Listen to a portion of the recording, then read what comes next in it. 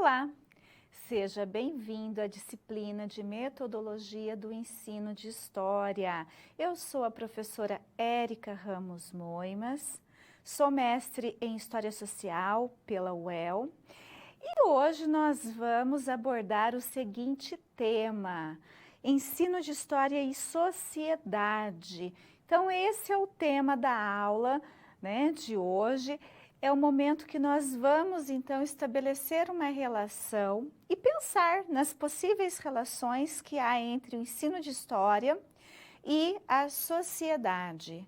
Quais são os elementos presentes na sociedade que podem se tornar objeto de estudo na educação básica, tanto nas séries finais do ensino fundamental como no ensino médio. Então, para que você possa compreender melhor as questões que serão abordadas nessa teleaula, vamos contextualizá-la.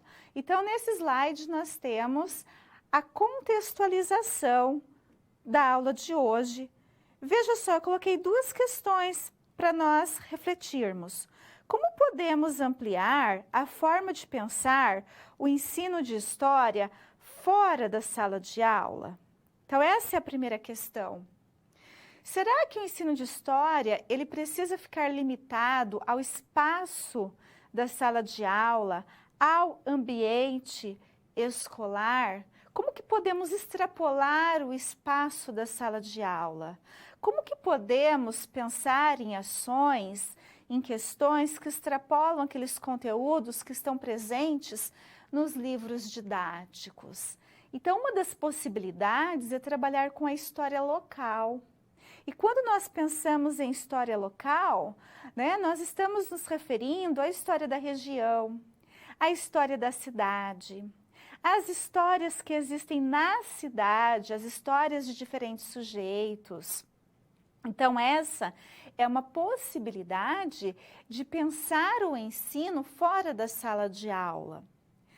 Muitas vezes o professor fica restrito, se sente restrito ao ambiente escolar, trabalha conteúdos que estão restritos ao livro didático e há uma gama, uma infinidade de temáticas que podem ser abordados pelo professor. E professor e alunos podem fazer do espaço urbano, por exemplo, um laboratório de estudo, porque no espaço urbano nós podemos identificar diferentes sujeitos históricos, diferentes histórias, diferentes questões políticas, culturais, econômicas, sociais que podem ser problematizadas e analisadas por professor e alunos. Na mesma tela, eu coloquei uma outra questão para aguçar você a pensar aí na aula de hoje. Por que é importante estudar o patrimônio cultural, a história local e os movimentos sociais? Então, são questões bastante importantes que podem e devem ser abordados pelo professor de história na educação básica, com os educandos, com os estudantes da educação básica. E quando nós trabalhamos esses conteúdos referentes à história local, à história da cidade, às histórias que existem na cidade, quando trabalhamos questões referentes ao patrimônio histórico e cultural, questões referentes aos movimentos sociais, como o movimento operário, o movimento negro, os movimentos ambientalistas.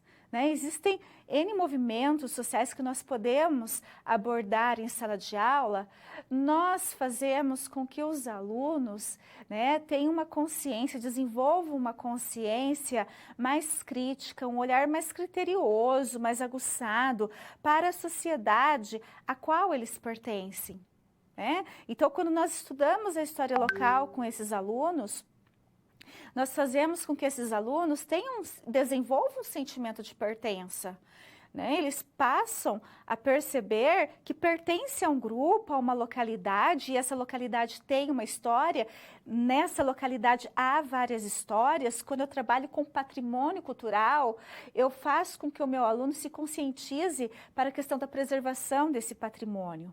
Por isso a importância de se trabalhar essas questões em sala de aula.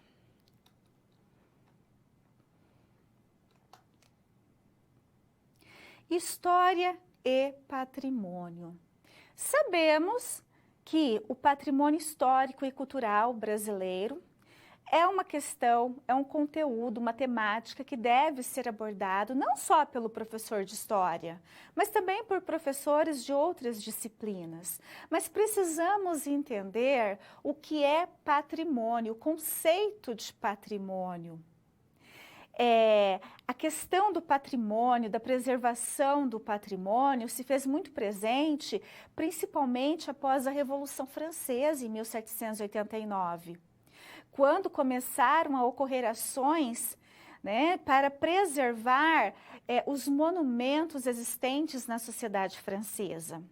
E a partir do século XX, nós vamos ver uma preocupação muito grande também com a patrimonialização de diferentes bens, tanto bens materiais como bens imateriais, principalmente a partir de 1980.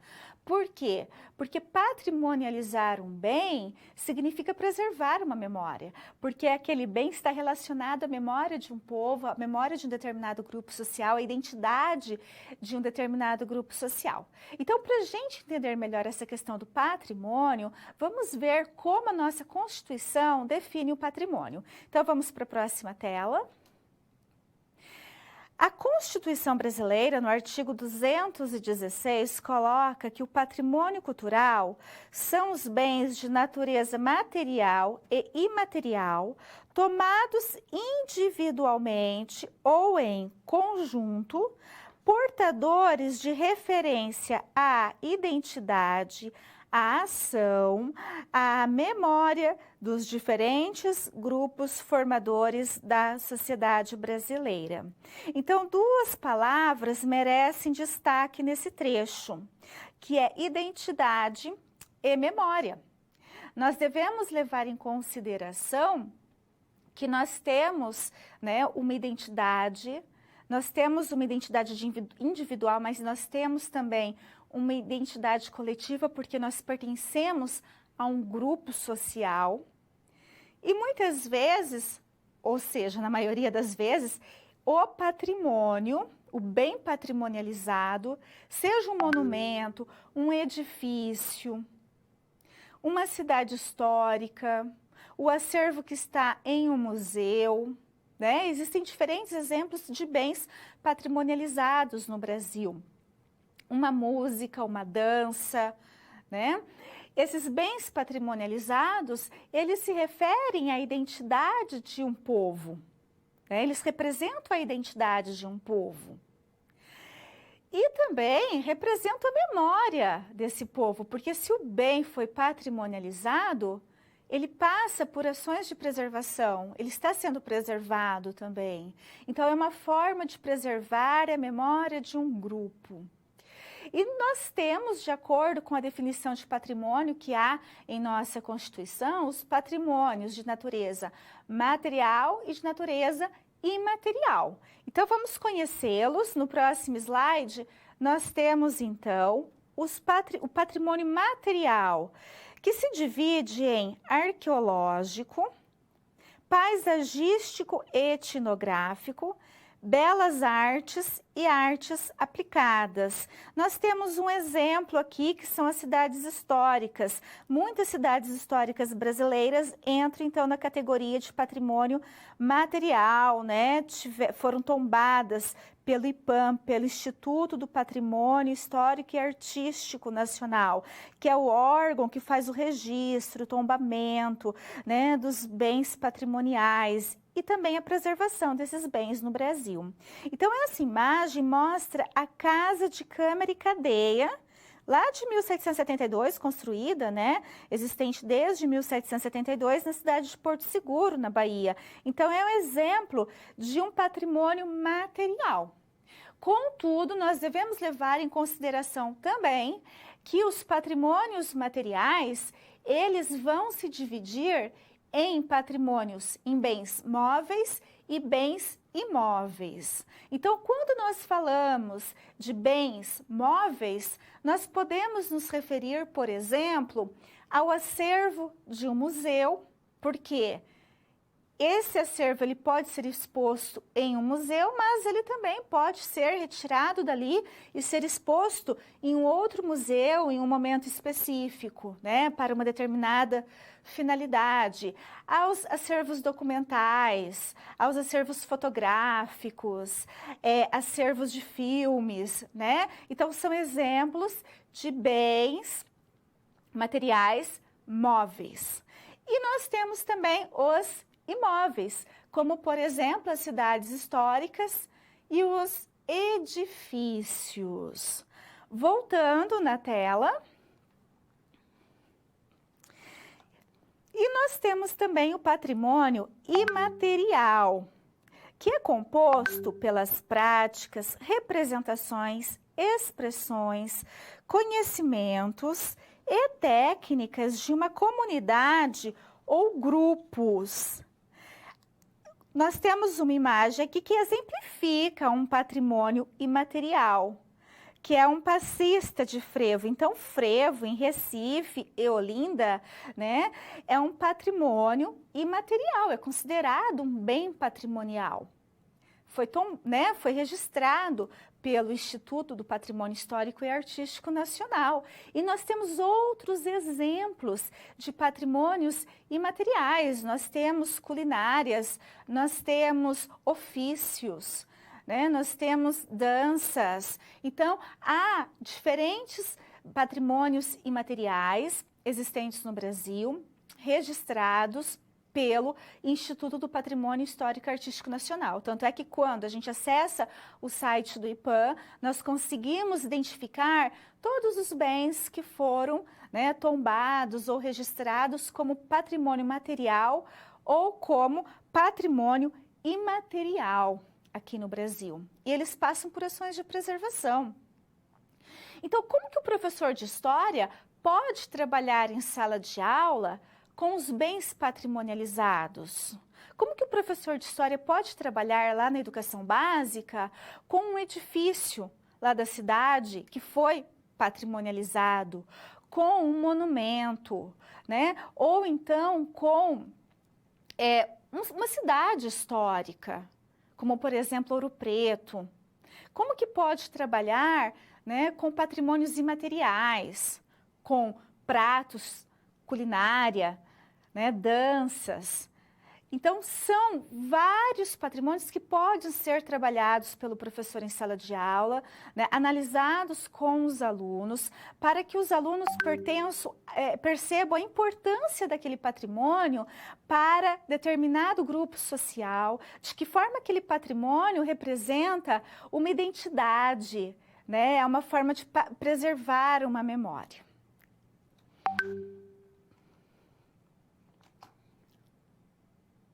Ensino de História e Educação Patrimonial. O que é educação patrimonial? A educação patrimonial diz respeito a ações educacionais relacionadas ao patrimônio histórico e cultural brasileiro. Num primeiro momento, essas ações educacionais elas foram criadas pensando nos acervos dos museus, no trabalho com os museus. Então, como que era possível desenvolver ações educativas dentro dos museus para que os alunos ou para que os visitantes, porque o museu ele recebe todos os tipos de visitantes e as escolas também podem fazer essa visita aos museus com seus alunos. Então, a educação patrimonial ela foi pensada num primeiro momento como uma ação educativa que pudesse ser desenvolvida dentro dos museus, não só em relação às visitas escolares, mas também às visitas, né, das outras pessoas da comunidade que fossem até aquele museu. Então, a intenção era desenvolver atividades com os visitantes do museu para que os visitantes compreendessem o acervo dos museus, as exposições, os objetos ali expostos, né, como portadores de uma história, como representativos de uma comunidade, de uma sociedade. Contudo, a educação patrimonial ela não se restringe apenas ao museu. Então, é importante que o professor da educação básica pense em ações que ele possa desenvolver com os alunos, ações essas que tenham em vista trabalhar com o patrimônio histórico. Então, o professor não precisa pensar em ações para trabalhar apenas com os acervos de um museu. O professor pode pensar em ações para trabalhar com determinado edifício da cidade que foi tombado pelo IPAM, com determinado monumento, com determinada cidade histórica. E daí você vai colocar a seguinte questão: mas professora Érica, aqui onde eu moro, na minha cidade, eu não identifiquei nenhum edifício, nenhum monumento, nenhum obelisco, nada que foi tombado pelo IPAM, que é considerado pelo IPAM como um patrimônio histórico. Mas há algo em sua cidade que tenha um significado importante? Há uma construção, um edifício, um monumento, algo que possa, que está extremamente relacionado à história de um grupo social e que possa ser trabalhado em sala de aula, porque tem um significado grande para a comunidade, que é importante para a comunidade, Então, é possível também fazer esse trabalho. Por quê? Por enquanto, determinado objeto, determinado edifício, determinado monumento, determinado acervo do museu aí de seu município ainda não foi tombado pelo IPAM, mas, é importante, trata-se de algo importante para a história dessa sociedade, que quando analisado com os alunos em sala de aula, quando estudado com os alunos, nós podemos estabelecer, inclusive, uma relação entre esse bem, e a história do grupo social que o construiu. Então, é isso que nós temos que pensar também, Nós sabemos que em algumas cidades, em várias cidades, nós não conseguimos identificar bens de natureza material ou imaterial patrimonializado, que já foi registrado ou tombado pelo IPAM. Mas há outras construções, há outros monumentos, há danças típicas, uma determinada culinária que tem um significado grande para um determinado grupo social que faz parte da história daquela localidade, daquela comunidade e merece ser estudado. Então, nós temos que pensar também nas possibilidades. Eu posso tirar meu aluno da sala de aula e levar até aquele monumento para analisar, para estudar, e levar até o local que está localizado aquele edifício para fazer toda uma análise, contextualizar sobre a construção, quem construiu, por que foi importante, qual a relação com a história daquela comunidade. Mas, em determinadas situações, como numa situação de pandemia, muitas vezes isso se torna impossível. Então, nesse caso, o que eu posso fazer? Eu levo a imagem sobre aquele monumento, sobre aquele edifício, sobre aquele bem imaterial, e trabalho com os meus alunos, abordo também, esse patrimônio com os meus alunos. Na próxima tela, nós temos, então, a educação patrimonial constitui-se de todos os processos formais e não formais que têm como foco o patrimônio cultural. A educação patrimonial, ela aborda o patrimônio cultural como um documento histórico. E como documento histórico, esse patrimônio merece uma atenção, ele merece uma análise.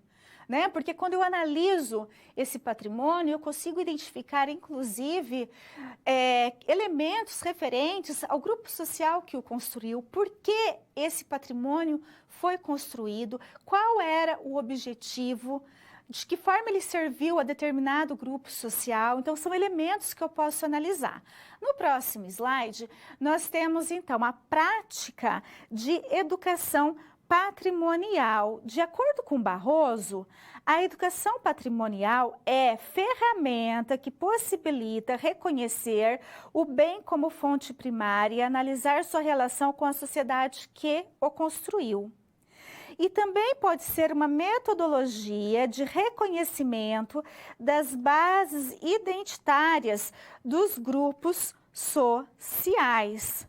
Então, o que significa isso? Significa que o bem patrimonial, ele pode ser tomado como um documento histórico, que quando eu analiso esse bem patrimonial, seja um monumento, um obelisco, um edifício, uma cidade histórica, uma culinária, um ofício, como ofício de cineiro, que existe em tantas cidades de Minas Gerais, né? Então, quando eu analiso esse bem, esse patrimônio, eu consigo identificar vários elementos que dizem respeito à história de um grupo. E quando eu trabalho com patrimônio cultural também, existente em uma localidade, em uma região, na região em que meu aluno vive, na região em que nós estamos inseridos, né, eu desenvolvo no meu aluno o sentimento de pertença. Ele percebe que aquele objeto, aquela construção, aquele bem, né, faz parte da história de um grupo social. Então, muitas vezes esse aluno ele vai perceber que, olha, né, aquele monumento, aquele edifício, né, aquela dança faz parte da história do meu grupo social. Então, é uma questão muito importante. Na tela, então, voltando no slide, nós temos a seguinte questão. É uma estratégia de compreender o passado, porque eu consigo estabelecer uma relação com o passado. É um exercício de leitura do mundo e de suas contradições e uma ferramenta que contribui para a formação do cidadão. Então, por que permite analisar o mundo e suas contradições? Porque quando eu analiso um patrimônio, eu vou pensar em questões como: esse patrimônio representa qual grupo social? E qual grupo deixa de ser representado por esse patrimônio? Por que nessa praça foi colocado um monumento que representa um determinado grupo aqui dessa localidade e não foi colocado um monumento para representar o outro grupo? Então, são questões que devem ser pensadas quando nós trabalhamos com patrimônio. E quando nós trabalhamos com patrimônio, nós levamos também nossos alunos a entender a importância desses bens para a sociedade, como que eles estão relacionados à identidade de um grupo, como eles estão preservando, servem para preservar uma memória. Então, eu conscientizo o meu aluno para que ele preserve esse patrimônio. Eu fecho, então, esse conceito.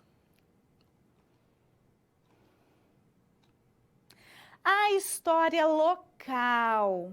Vamos pensar sobre a história local. A história, quando eu trabalho com os alunos a história local, é claro que a história local ela se torna um conteúdo, ela se torna um tema histórico a ser trabalhado em sala de aula.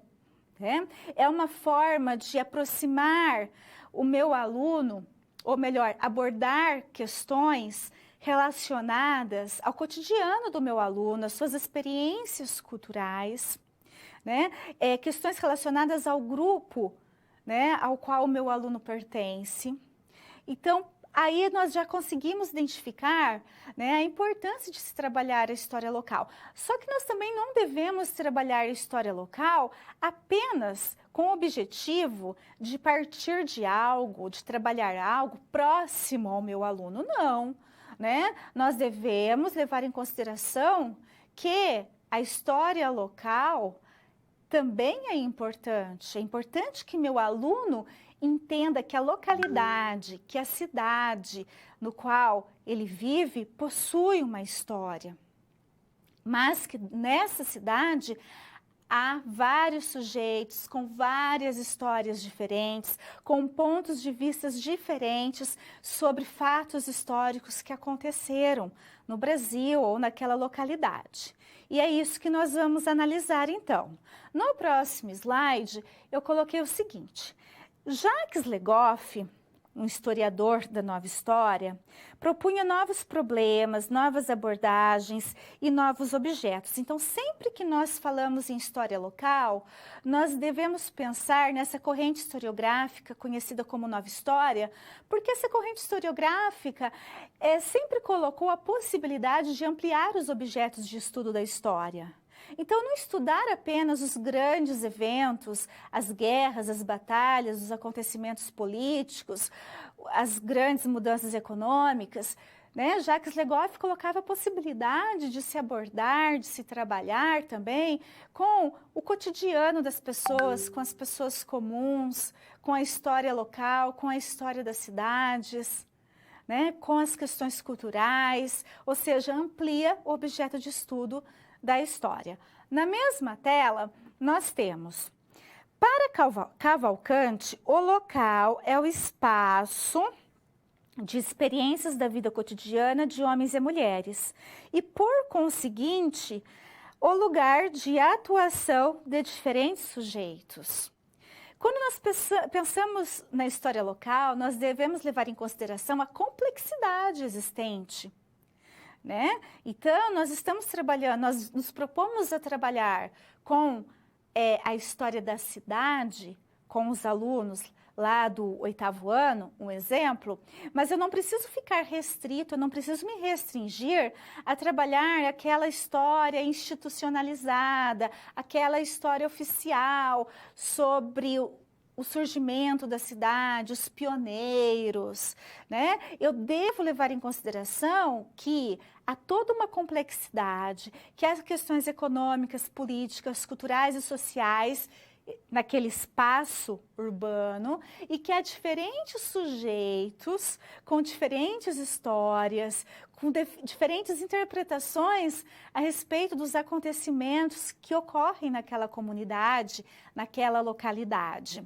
Isso para a gente entender que trabalhar com a história local não é tão simples assim, né? Também há toda uma complexidade, há um emaranhado de relações ali entre os sujeitos, há interesses em jogo, que quando nós começamos, né, quando nós estabelecemos um recorte, identificamos o que nós realmente vamos estudar sobre aquela história local, nós conseguimos perceber então toda essa complexidade existente. No próximo slide eu coloquei o seguinte: o estudo da história local. Então, quando nós estudamos a história local, nós devemos reconhecer que há uma multiplicidade de fontes documentais. Como assim uma multiplicidade de fontes documentais? É possível identificar diferentes fontes históricas que podem ser analisadas. Existem fontes históricas em arquivos familiares, como fotografias, ferramentas de trabalho. Existem aquelas fontes que estão no arquivo da prefeitura, que estão, de repente, no arquivo de uma igreja. Existem aqueles materiais que podem ser encontrados na biblioteca.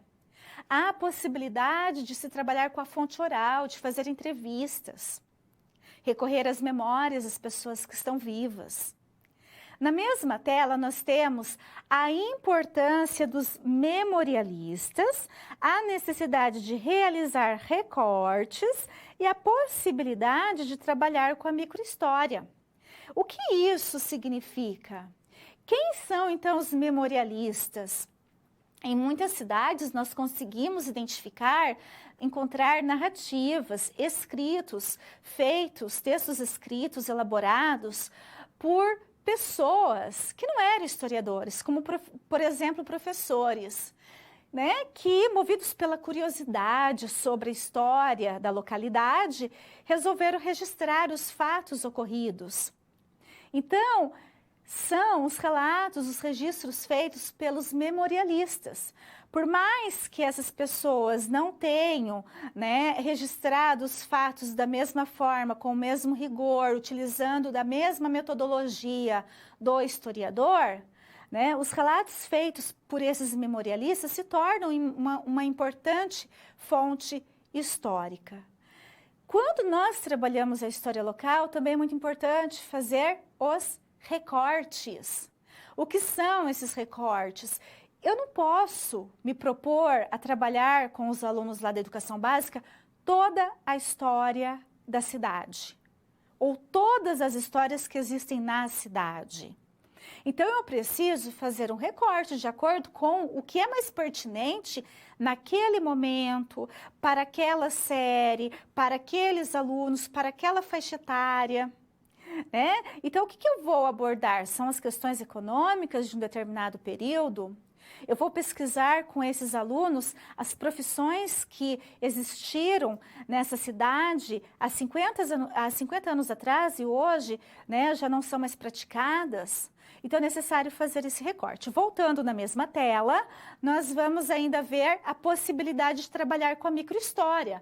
O que seria essa possibilidade? Significa, né, que é quando eu parto da história de um indivíduo ou de um grupo, né, para entender um contexto. Na próxima tela, nós temos o seguinte: ainda é importante considerar que uma realidade local não contém em si mesma a chave de sua própria explicação. Ou seja, a cultura, a política, a economia de uma cidade, muitas vezes, mantém uma relação, né, com outras regiões. Então, eu devo levar isso em consideração. Na mesma tela, o ensino de história local contribui para a construção da identidade, então desenvolver aquele sentimento de pertença. E na mesma tela, a construção da identidade tem marcos de referência relacionais. Então, é necessário levar em consideração, né, que o local, a cidade, o local, o nacional, a América Latina, o Ocidente, o mundial, são questões que devem ser levadas, então, em consideração. Eu fecho, então, esse bloco. Nós temos uma problema com o tema, o trabalho com museus. Vamos pensar aí na possibilidade de trabalho com museus. No próximo slide, eu coloco: o trabalho com o patrimônio cultural contribui para o desenvolvimento da cidadania, né? Muitos museus já foram tombados como patrimônio pelo IPAM. Muitos acervos de museus também foram tombados como patrimônio pelo IPAM. E é importante, então, trabalhar com os museus justamente para que o aluno reconheça a história ali existente, né? Entenda a necessidade de preservar aquele acervo. Como professor de história dos anos finais do ensino fundamental, pode trabalhar com acervos de museu? Então, eu coloquei duas questões que nós devemos levar em consideração quando nós pensamos, né, como o professor pode trabalhar com os acervos dos museus. Primeiro, ao visitarem museus e observarem os objetos, os estudantes podem ter contato direto com as fontes primárias. O que significa isso? Quando eu levo os meus alunos até um museu, eu faço com que esses alunos tenham contato com documentos históricos, com fontes históricas produzidas por um indivíduo ou por um grupo. Na mesma tela, nós temos os acervos de um museu sugerem fatos e processos, contribui para o conhecimento de um determinado período histórico. Então, quando é que esse acervo foi produzido? Quando é que os objetos que fazem parte desse acervo foram produzidos? Qual grupo os produziu? Para que esse grupo produziu aqueles objetos em determinado momento? Qual era a função, a utilidade, né? Para que aqueles objetos foram produzidos por um determinado grupo? Então, eu preciso fazer com que o meu aluno perceba, entenda a relação entre o acervo do museu e a história de um determinado grupo, a história de uma comunidade, né? Eu preciso fazer que meu aluno entenda, né? Com que meu aluno entenda que aqueles objetos estão relacionados à história de uma sociedade. Foram produzidos por um grupo social em determinado momento com uma finalidade. Então, estão estreitamente relacionados à história de um povo. No próximo slide, nós temos, então, quando o professor se propõe, né, a trabalhar com o acervo de um museu, ele precisa primeiro despertar o interesse dos estudantes pelos objetos do museu. Então, eu tenho que motivar meus alunos. Olha, se eu estou me propondo levar os alunos, né, até um museu, fazer uma visita, eu preciso motivá-los, incentivá-los, explicar para os alunos o que eles vão ver naquela exposição. Na mesma tela, nós temos sondar os conhecimentos prévios dos estudantes. Será que os alunos já viram aquela exposição, já foram naquele museu? O que eles sabem sobre aquele acervo? Conhecer antecipadamente o acervo. Então, o professor precisa ter esse conhecimento, né? Caso o museu não ofereça uma visita monitorada, o professor deve elaborar um roteiro. Tem muitos museus que desenvolvem ações educativas, a educação patrimonial. Então, há profissionais, estagiários, pessoas no museu capacitadas para receber as crianças, a escola, né, e desenvolver toda uma atividade. Então, o professor precisa sondar isso previamente. Caso o museu não forneça essa visita monitorada, o professor deve elaborar um roteiro para orientar os alunos, explicar para os alunos sobre o acervo do museu. E para encerrar na mesma tela, nós temos realizar uma análise da visita. Então, após realizar a visita no museu com os alunos, é necessário fazer uma avaliação. Então, que tipo de atividade eu vou propor aos meus alunos para verificar se eles aprenderam, né, se foi atingido o meu objetivo em relação à visita ao museu. Eu fecho aqui essa situação problema. Temos, então, um momento de interação com a seguinte questão. Como o professor de história pode exercer um papel importante na educação patrimonial? Você tem 3 minutos para pensar sobre a questão e eu já retorno para comentar com você.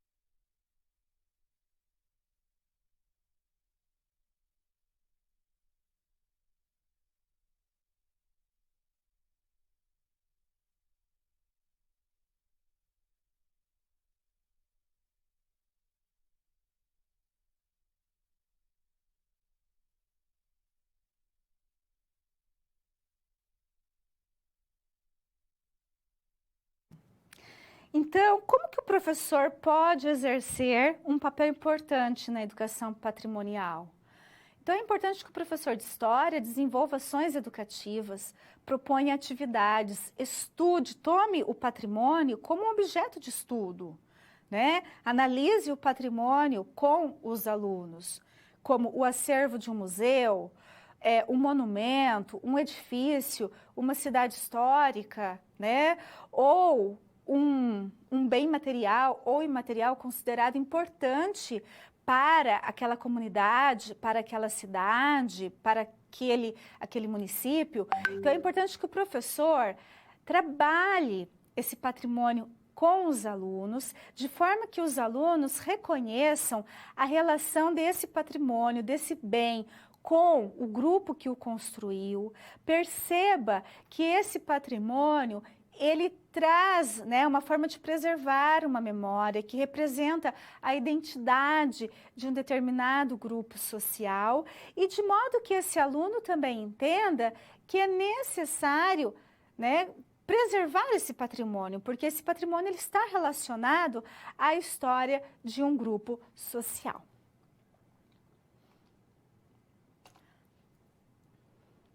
A história local como estratégia pedagógica.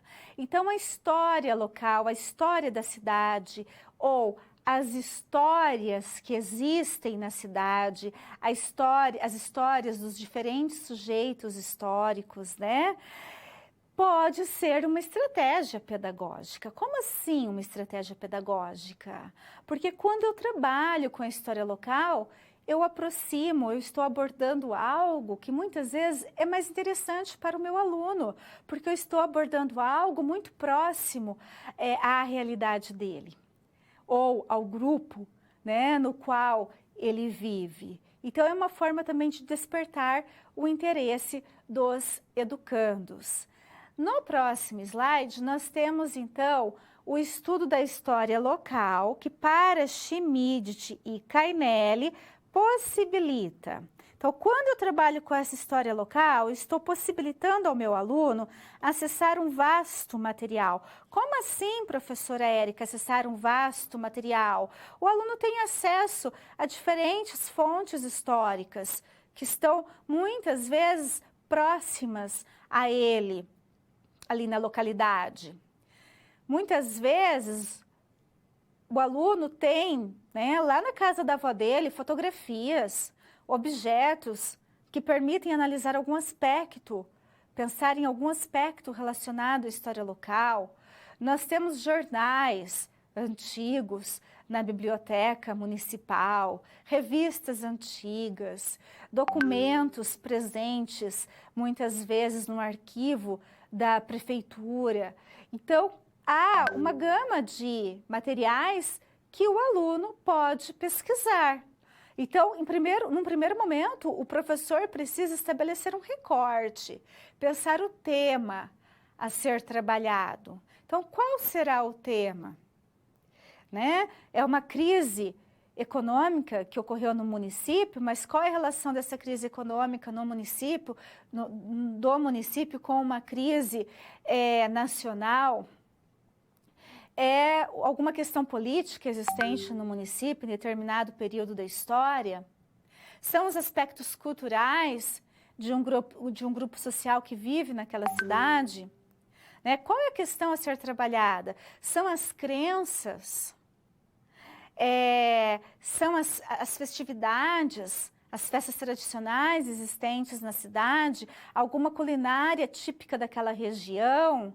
Profissões que já não são mais praticadas naquela cidade, mas que até 20 anos atrás, né, eram praticadas. Então, é necessário estabelecer esse recorte. Feito esse recorte, o professor irá, então, se planejar e estabelecer as ações para envolver os estudantes nesse tipo de estudo. Né? Então, como que eu vou envolver os meus estudantes em atividades investigativas? Né? Como que eu vou orientá-los a pesquisar jornais antigos para que eles identifiquem os reflexos de uma determinada crise econômica nacional naquela cidade? Como que eu vou orientar os meus estudantes a fazer entrevistas com antigos profissionais, sapateiros, artesãos, alfaiates? Então, são questões que o professor deve pensar. Na mesma tela, nós temos gerar atitudes investigativas. Então, eu preciso despertar o meu aluno, orientar o meu aluno para pesquisa.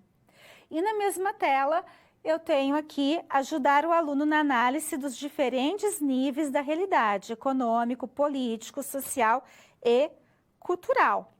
Então, quando eu trabalho com a história local, com a história da cidade, com as histórias existentes na cidade, eu não preciso ficar restrito àquela questão de fazer com que eu estou trabalhando a história local apenas para trabalhar questões mais próximas à realidade do meu aluno, né? Eu também posso fazer uma análise mais ampla.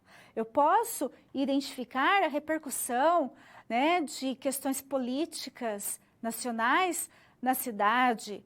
Eu posso identificar os reflexos de crises econômicas no índice de desemprego da cidade em determinado período histórico. Eu posso analisar outras questões sociais e culturais existentes também naquela cidade, ou referentes a determinado grupo que vive naquela cidade, a um grupo específico. Então, são questões que o professor deve pensar. No próximo slide, nós temos evidenciar mudanças, conflitos, permanências. Então, quando nós trabalhamos com a história local, o aluno ele consegue visualizar melhor essas questões das mudanças, das continuidades existentes na sociedade. Então, por mais, né? Então, há uma gama, uma infinidade de temáticas que podem ser trabalhadas, podem ser problematizadas, podem ser investigadas por professor e alunos. Como eu coloco, né, eu falo que o espaço urbano, o local, é um laboratório de estudo para alunos e professores. Contudo, né, se torna muito mais fácil quando nós trabalhamos então com a história local para que o aluno perceba essas permanências e mudanças, as rupturas. Na mesma tela, nós temos também construir uma história mais plural que contempla diferentes sujeitos. Ou seja, quando eu estou trabalhando com a história local, é muito importante fazer com que o meu aluno ele perceba a diversidade, os diferentes sujeitos existentes naquela sociedade.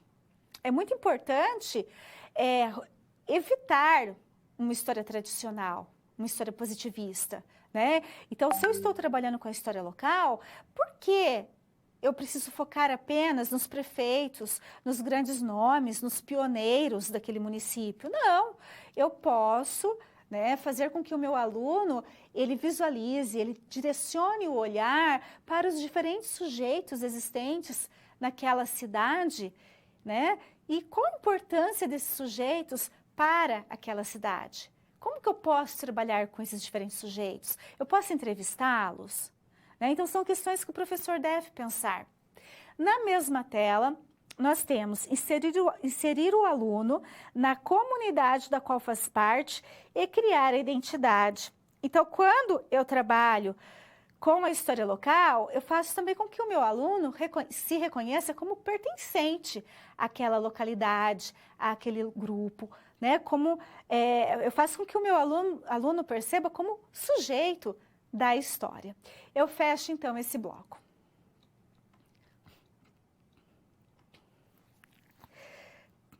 Memória e história oral. Como que um professor de História da Educação Básica pode trabalhar com a memória e a história oral? Primeiro, vamos entender um pouco aí sobre a memória e sobre a história oral. Então, no próximo slide, nós temos o seguinte: a memória é a vida, sempre carregada por grupos vivos, e nesse sentido, ela está em permanente evolução, aberta à dialética da lembrança e do esquecimento. Nós vivemos em um período que a memória ela é super valorizada.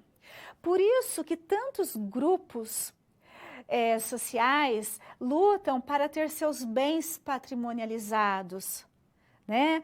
Para que tenham bens materiais ou imateriais reconhecidos como patrimônio, preservados, porque é uma forma de preservar a memória também. Mas nós temos que levar em conta que a memória ela é feita de lembrança e esquecimento, né? Nem sempre uma pessoa ela vai se lembrar de tudo, né? Ela pode se lembrar apenas daquilo que foi significativo para ela. Então, quando nós nos propomos a trabalhar com a memória, nós devemos ter em mente essa questão, que a memória é feita de lembranças e esquecimentos. Então, no ensino de história, lá na educação básica, nós podemos trabalhar com memórias? Podemos, né? Nós podemos, quando nós trabalhamos com a história local, com as histórias existentes na cidade, com a história das profissões que existiam naquela cidade, eu posso acessar as memórias vivas, né? As lembranças daquelas pessoas que ainda estão vivas, por meio de entrevistas e por meio de depoimentos. Então, daí nós fazemos referência à história oral. E no próximo slide, eu coloco aqui para você, então, a história oral, que é capaz de ampliar a compreensão do contexto, de revelar os silêncios e as omissões da documentação escrita, de produzir outras evidências, captar, registrar e preservar a memória viva. Então, nós dizemos que a história oral, na verdade, né, ela traz as memórias, as recordações das pessoas que ainda estão vivas a respeito de um determinado fato, de um determinado evento. Contudo, né, as pessoas que fornecem um depoimento, fornecem uma entrevista, muitas vezes elas vão apresentar interpretações a respeito de um fato, né? Então, se eu estou entrevistando o senhor Bonfim, né, de determinada cidade, sobre o reflexo de uma crise econômica naquela cidade. Lá na década de 1950, o senhor Bonfim, ele tinha 40 anos, hoje ele está com 90 anos, né? Algo desse tipo. Eu tenho que levar em consideração que o senhor Bonfim, ele vai apresentar suas memórias, mas suas memórias vão estar marcadas por lembranças e esquecimentos. Algumas questões ele vai lembrar, outras ele vai se esquecer, e ele também vai apresentar a interpretação dele a respeito daquele fato, a respeito daquela crise econômica que ele vivenciou. Então, é a interpretação dele. Então, quando nós trabalhamos com a fonte oral, nós devemos levar isso em consideração. Então, a fonte oral é uma metodologia de trabalho, né? A história oral é uma metodologia de trabalho, que por meio da coleta de depoimentos ou por meio da realização de entrevistas com um indivíduo ou com um grupo de pessoas, né? Eu tenho, então, uma fonte histórica, né? Eu produzo, então, uma fonte histórica, que é a fonte oral. E na educação básica, nós podemos trabalhar com história oral? Podemos, né? É perfeitamente possível trabalhar com história oral. O aluno, ele precisa entender que a história oral é uma metodologia que eu vou fazer uso de depoimentos e entrevistas, né? E vou ter acesso aí à fonte oral.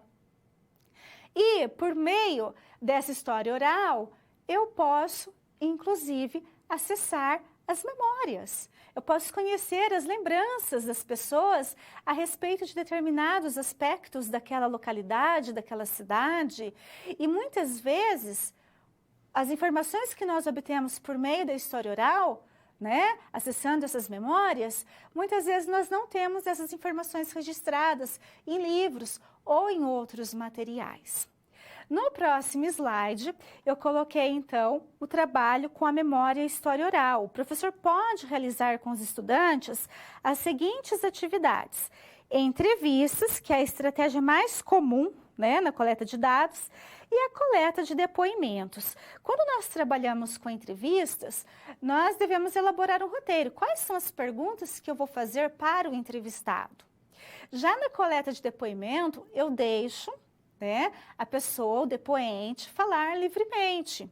Então, eu preciso explicar essas diferenças para o aluno. Então, quando nós estamos trabalhando com a história local, uma possibilidade para envolver os alunos em atividades investigativas é propor aos alunos atividades com a história oral, né? Colocar esses alunos para coletar depoimentos ou realizar entrevistas. Claro que o papel do professor é fundamental para planejar essa ação.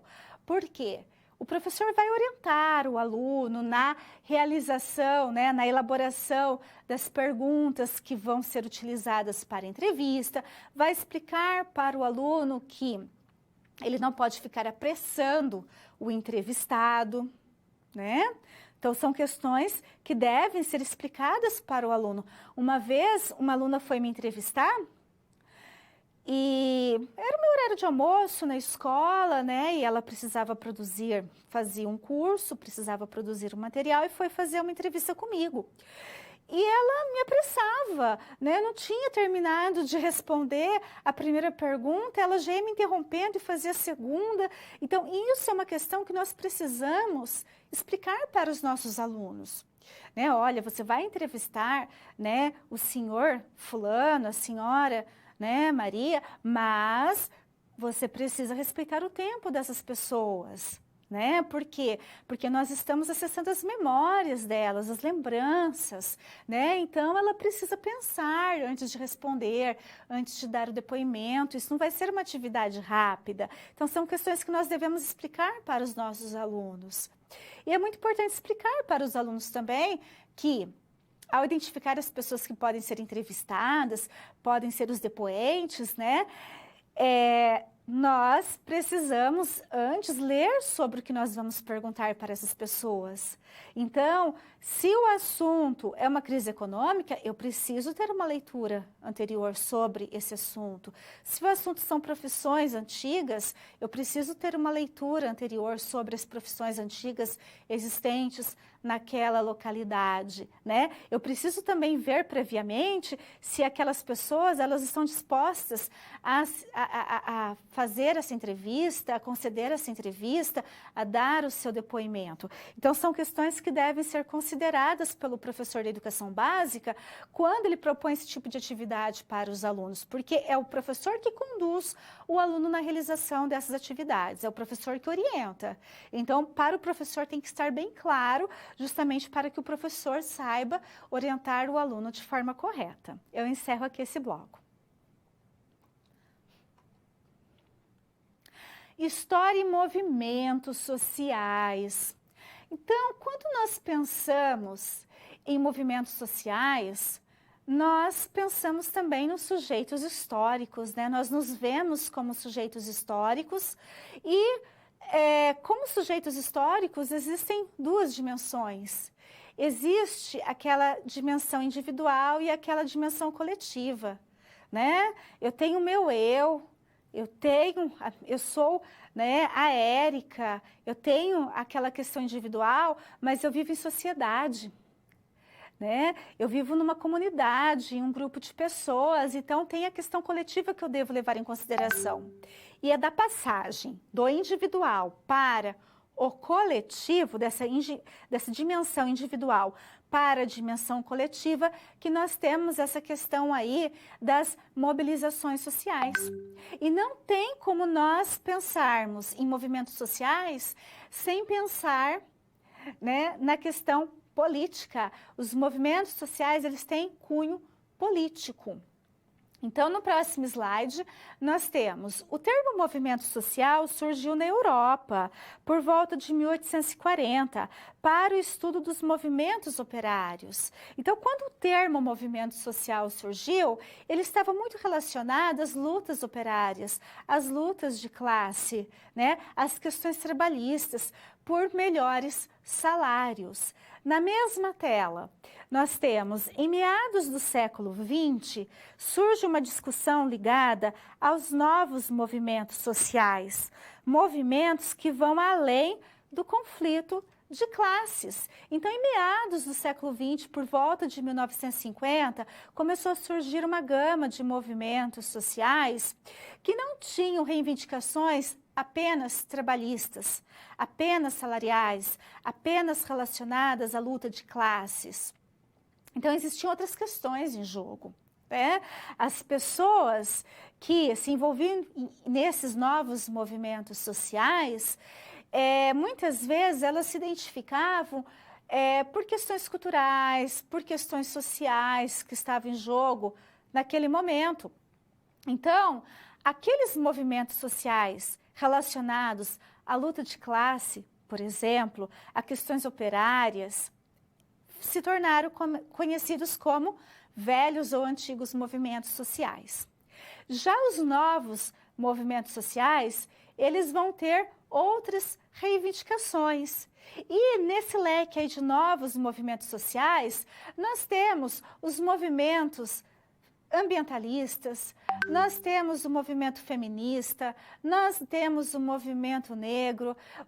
Então, nós temos uma gama muito grande de movimentos e nós podemos identificar, né, que cada um desses movimentos tem a sua reivindicação específica. Então, quando o professor trabalha com os movimentos sociais, ele deve levar em consideração 3 questões, tá? Primeiro, aquele movimento social, ele está se colocando contra a qual grupo? Ele está se posicionando contra o quê? Né? Aquele movimento social tem um objetivo. Qual é o objetivo daquele movimento social? Qual é a reivindicação daquele movimento social? Como que aquele movimento social se caracteriza? É uma outra questão que deve ser levada em consideração. Como surgiu? Né? Quais são as pessoas que aderem a esse movimento? Qual é a causa que eles defendem? Então, são questões que o professor deve levar em consideração. Então, eu coloco que, quando nós trabalhamos com movimentos sociais, é necessário que o professor considere 3 questões, olha, 3 princípios básicos da identidade. Qual é o grupo? Né? É o grupo do movimento feminista. Ele se posiciona contra o quê? Tá? E também tem o princípio da totalidade, ou seja, quais os interesses e objetivos desse movimento. Então, são questões que o professor deve levar em consideração. No próximo slide, nós temos o seguinte. Thompson, né, que é um representante da nova esquerda inglesa, que é uma corrente historiográfica, coloca a importância da história vista de baixo para pensar as relações sociais e os movimentos. Então, quando nós estudamos os movimentos sociais, nós devemos levar em consideração os interesses das pessoas comuns, os interesses, né, desses sujeitos históricos que muitas vezes, né, são oprimidos. Então, é a história vista de baixo, a história vista, né, sob o olhar das pessoas comuns. Então, nós devemos levar em consideração isso. Quem são essas pessoas comuns que aderem, né, que fazem parte de determinado movimento social? Né? Quais são os objetivos dessas pessoas? Por que elas aderiram a esse movimento social? Então, quando eu trabalho os movimentos sociais em sala de aula com os alunos, eu desperto nos alunos uma consciência política. Né? Eu faço com que os meus alunos entendam que os movimentos sociais eles são cruciais para uma sociedade. Né? Porque eles reivindicam, eles se posicionam. E tem todo um viés político. Por isso a importância de trabalhar com os movimentos sociais, com alunos da educação básica, em especial com alunos do ensino médio, né, que já tem uma consciência mais aguçada. No próximo slide, eu coloquei o ensino de história e os novos movimentos sociais. Então, quando nós trabalhamos com esses novos movimentos sociais, movimentos ambientais, movimentos feministas, o movimento negro, dentre tantos outros que nós temos presentes em nossa sociedade, eu devo levar os alunos a identificar esses movimentos e seus objetivos, tá? A reconhecer que os movimentos sociais são resultados de processos históricos de exploração e exclusão social de grupos sociais, que para entender esses movimentos sociais eu preciso visitar o passado, eu preciso ir buscar lá no passado qual era a situação desses grupos sociais, qual era a situação das mulheres, né? Como era a questão, as questões ambientais, as questões relacionadas, né, ao movimento negro, por que surgiu o movimento negro, quais eram as condições, né, enfrentadas por esse povo, quando, né, o movimento surge, se forma. Na mesma tela, nós temos também visar a formação do cidadão apto a interferir, criticar, tomar posição, organizar-se, mobilizar-se diante dos problemas sociais. Quando eu trabalho com os movimentos sociais na educação básica, eu faço, né? É um momento que eu oportunizo ao meu aluno pensar nos direitos e nos deveres dele. Né? É um momento que eu contribuo para despertar no meu aluno a consciência política. Né, para que meu aluno ele identifique os problemas existentes na sociedade, né, e os objetivos desses movimentos sociais. Eu fecho aqui esse bloco.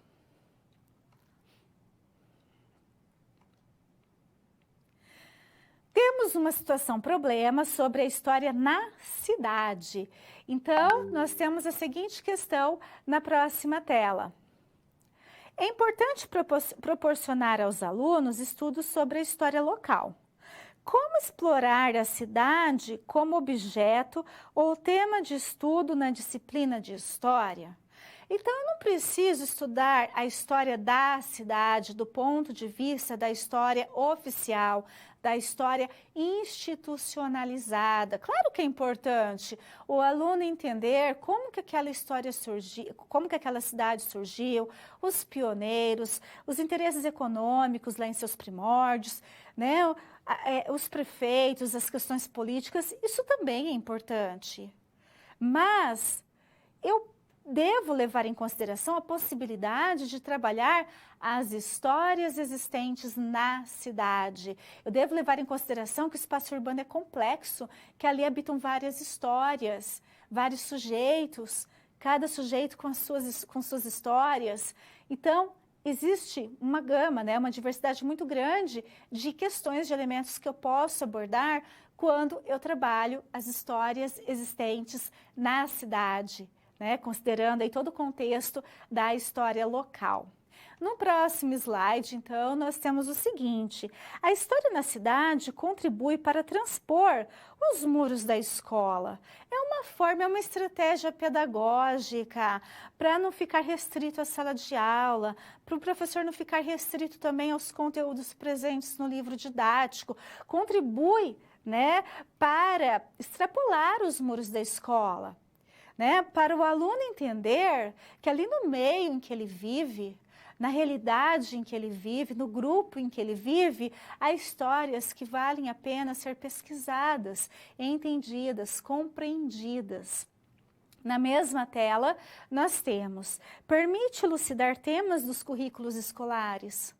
Né? Quantos conteúdos estão previstos ali na Base Nacional Comum Curricular e que eu também posso abordar levando em consideração o meio em que meu aluno vive, as experiências próximas ao meu aluno.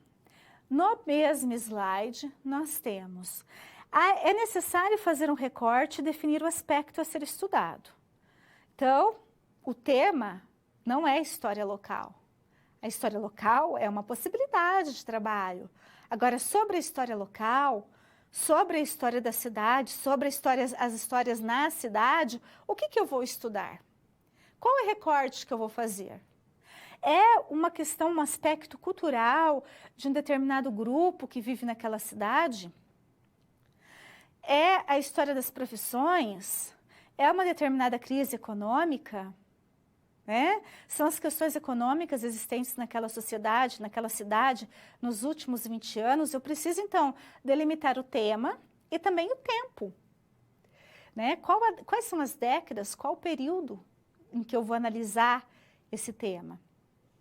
No próximo slide, nós temos, então, quando o professor se propõe a estudar, né, a história local com os alunos, a história da cidade ou algum aspecto referente, né, à história da cidade, é necessário levar em consideração algumas questões. Então, aqui no slide eu coloquei o seguinte: planejar visitas e trabalho com acervo da biblioteca, arquivo público local, museu municipal, monumentos históricos, obeliscos, bustos, edifícios tombados e arquitetura, dentre outros. Então, eu posso identificar ali naquela cidade o patrimônio, né, o bem patrimonializado que eu quero trabalhar com os meus alunos, mas existe todo, né, esse material que está à disposição do aluno que eu também posso trabalhar, desde o acervo de uma biblioteca até entrevistas que podem ser realizadas com moradores, com sujeitos históricos daquele município. Na mesma tela, temos aqui, trabalhar com a memória e a história oral.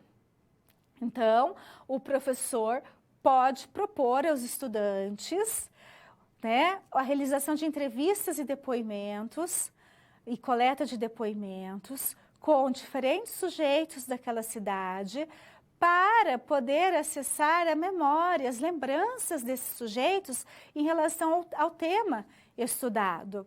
Então, quando nós trabalhamos com a história local, né, com a história da cidade, com as histórias existentes na cidade, né, nós temos uma gama, uma diversidade de material à nossa disposição, que vai desde materiais escritos, jornais, acervos que estão lá na prefeitura, até mesmo, né, as entrevistas e os depoimentos que podem ser concedidos pelos diferentes sujeitos históricos que vivem naquela localidade. Eu fecho aqui essa situação problema.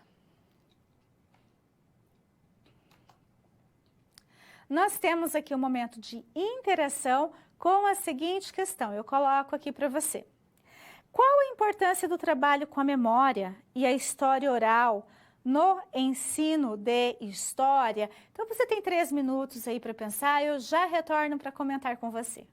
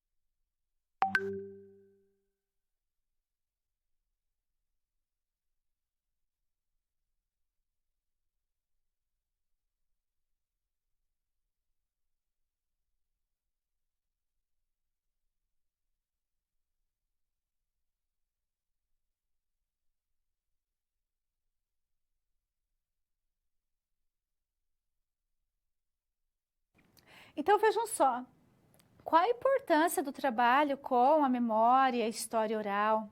Por meio do trabalho com a história oral, nós podemos acessar a memória, né? As memórias vivas, as lembranças e as recordações das pessoas da comunidade, de uma cidade, em relação ao passado. E muitas vezes, muitas das informações que nós obtemos por meio da história oral, nós não temos de outra forma, né? Não são informações que estão registradas de forma escrita ou por meio de imagens em uma fotografia. Então, daí nós temos a importância do trabalho com a história oral, principalmente quando nós, né, estamos trabalhando com a história local com os nossos alunos da educação básica. Vale a pena fazer uso, né, dessa metodologia de trabalho conhecida como história oral. Vamos recapitular, repensar, né, relembrar as questões que foram abordadas nessa teleaula. Então, aqui no slide, nós temos as 3 questões que foram abordadas hoje. Hoje, nós analisamos a questão do patrimônio cultural e da educação patrimonial, né? Nós vimos que o patrimônio cultural é constituído por bens, né, de natureza material e imaterial, que fazem referência à identidade, à memória de um grupo social.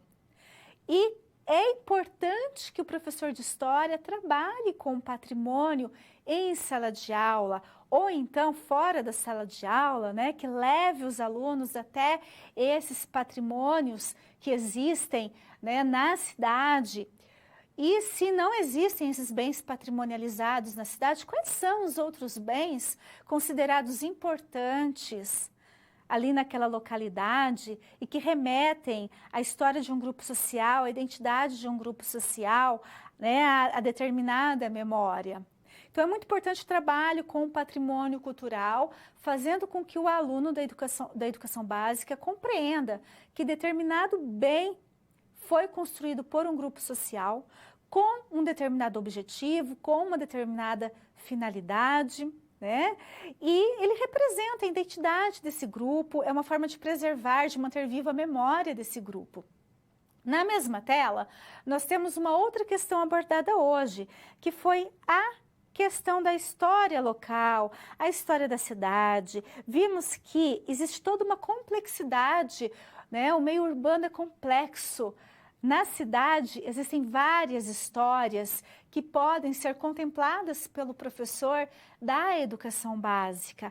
E uma forma de inserir os alunos em atividades investigativas é propor atividades com história oral a esses alunos, né? Para que esses alunos coletem depoimentos, realizem entrevistas, para tentar conseguir informações acerca do tema estudado, para que por meio da história oral esses alunos consigam acessar lembranças, memórias acerca de determinados temas, de determinados assuntos, de determinados eventos ocorridos naquela localidade. Então, o trabalho com a história local contribui de forma significativa, né, para que o aluno desenvolva esse sentimento de pertencente àquele grupo, que o aluno perceba que aquele grupo também tem uma história. Não é apenas os grandes fatos, as grandes guerras, os grandes eventos políticos,